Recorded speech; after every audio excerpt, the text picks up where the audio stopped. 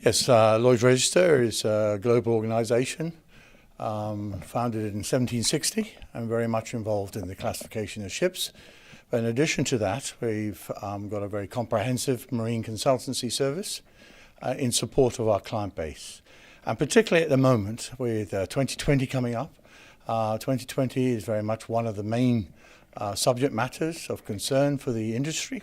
And as such, Lloyd Register has put a lot of investment and time in its consultancy work to support in any way we can. And we have a number of projects working from the CEOs down to the crews to help the industry come to terms for 2020.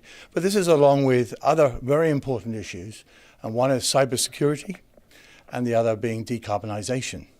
And we're looking well ahead into the future. We have to. We mustn't get clouded by 2020. And so Lloyd's Register is working towards being innovative in looking at technologies for digitalisation, cybersecurity, and also the decarbonisation issues which need to be addressed. Yeah.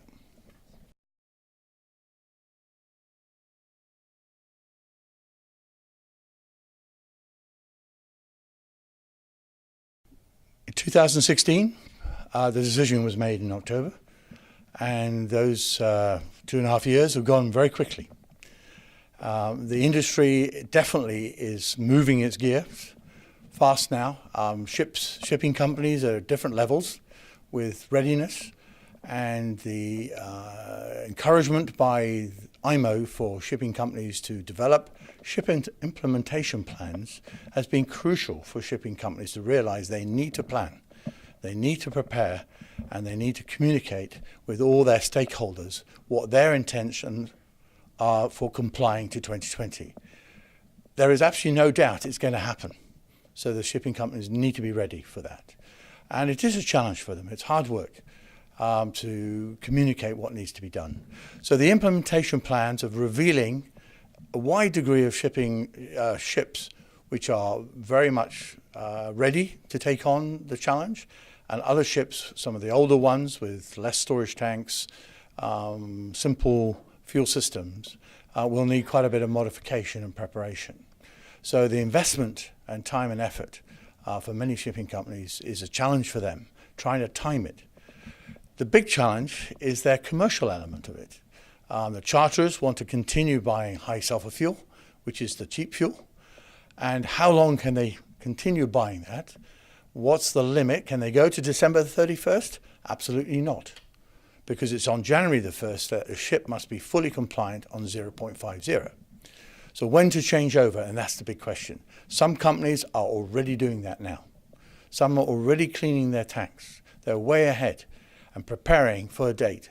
So it's important for companies to set the date in which they want to have 0.5 on board and agree with the charterers that that is the date they'll start paying for that fuel. However, the charterers will want to push that date as far as they can and as close as they can for December the 31st. So that's a dilemma of negotiation between the ship owner, operators and charterers, and the commercial agreements that they have with the chartering agreement to do that. Yeah.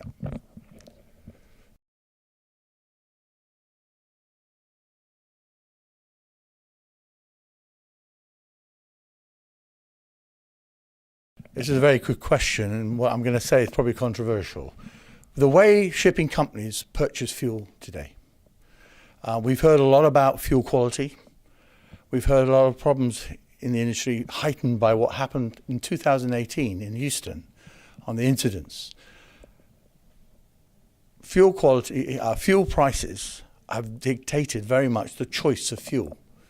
And it's only those privileged companies that are sufficiently getting high income for their cargoes can they have the privilege of taking on the higher quality fuels.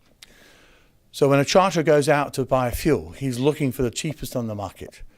And if he's told it meets the specification given to him by the ship, then he will want to purchase at that price. Unfortunately, as we go into 2020, the diversity of fuels being offered on the market will change. And cost should not be the first priority. Of course, cost will dictate the initial decision as to the direction they go, but they must add on to that the integrity of the supplier. What sort of quality management program do they have? How do we know that they haven't had a problem like what happened in Houston? That chemicals got in the fuel or something got into that fuel that caused their ship to stop. Some ships took 4 weeks before they got towage, floating in the ocean for 4 weeks. So it's important to realize now that the bunker environment for purchasing is probably going to change. Many will not want to make that change. We have the spot market, we have the traders, they're all making their money. Unfortunately, because there's so many involved in the chain, the control on the quality control of the product being supplied to the ship is, is scattered, it's broken up. There is a move in major ports to bring in more controls on what is supplied, but it's a big step. So we will see, and we need to see, a change in the way they purchase fuels and how that's done.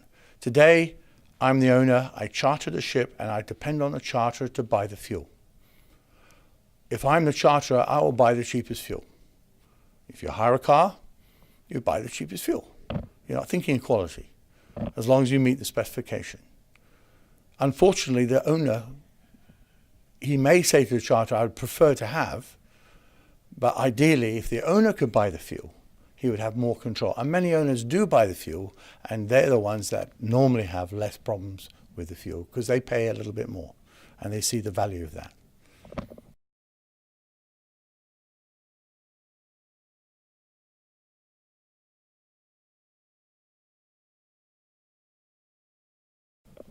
Prepare, plan, and communicate across all your stakeholders.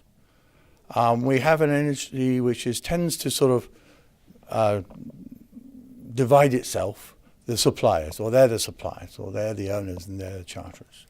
We need to get around the table and collaborate right across the industry. Whoever's got any stakeholder in your ship for 2020 will be affected.